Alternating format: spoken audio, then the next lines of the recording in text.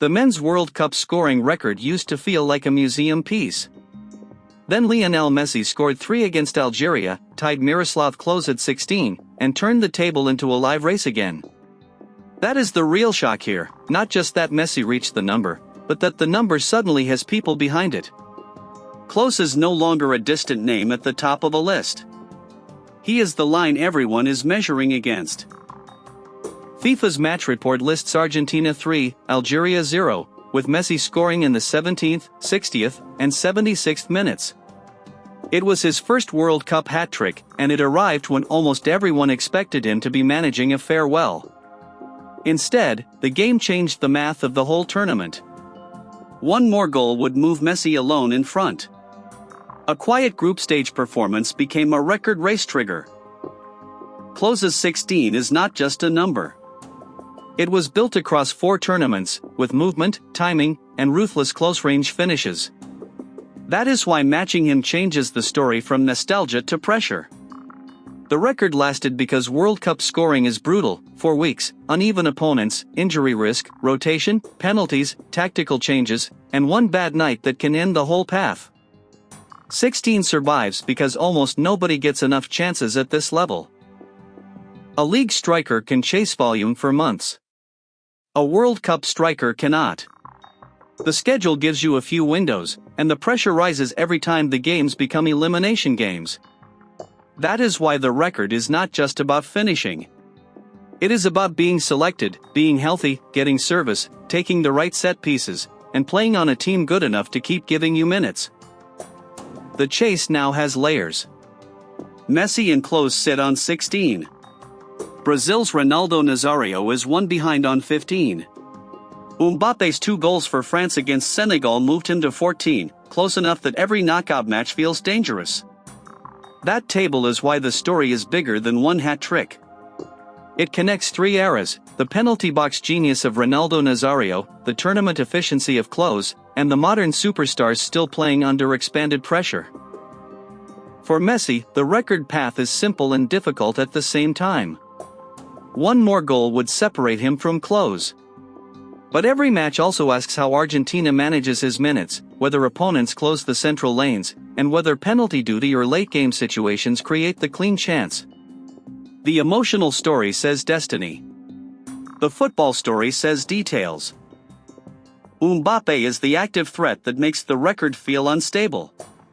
He has already scored in World Cup finals, already produced a final hat-trick, and now sits 2 goals from the men's record before France has even reached the hard end of the bracket. The scary part is pace.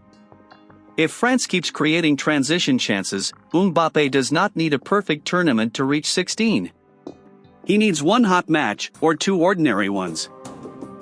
That turns France's next matches into record surveillance. Does he play every minute? Does he take penalties? Does France rotate early, or keep its attack sharp?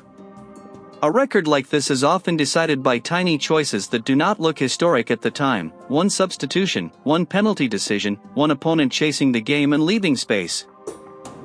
That middle line matters because Ronaldo Nazario's 15 used to be the summit. Klose passed it. Messi caught the next rung. Mbappe is trying to run through both eras in real time.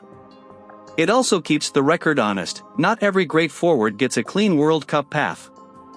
Injuries, team cycles, and bracket draws shape a player's place in the table almost as much as finishing talent does. Haaland is not yet an all-time record threat. But 2 goals on a World Cup debut matters because it gives Norway a different kind of gravity. If he gets volume, the tournament gets another scorer built for streaks. The difference is timeline. Mbappe is already near the summit. Haaland is still at the beginning of a possible World Cup story, and beginning strong is the only way a long record chase can start. This is why the Golden Boot race and the all-time record race are related, but not the same. One rewards a hot month. The other rewards repeated survival across tournaments. A player can win the Golden Boot without changing history, and a player can quietly add 1 or 2 goals that completely change the all-time table.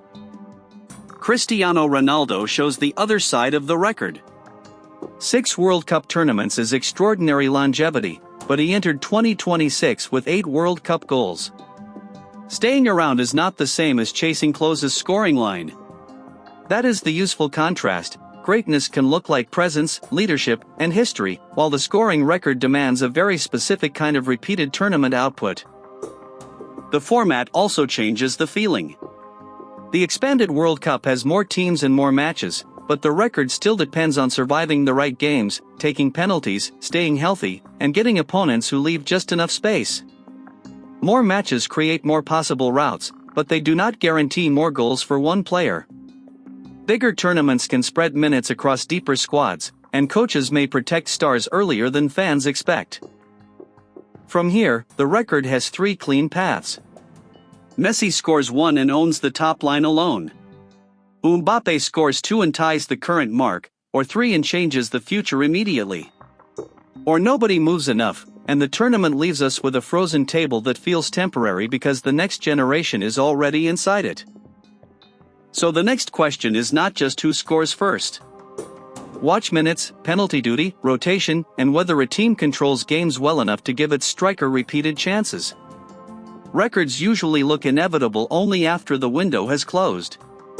While the matches are happening, they look messy: 1 deflected pass, 1 tired defender, 1 coach deciding whether the star gets another 10 minutes.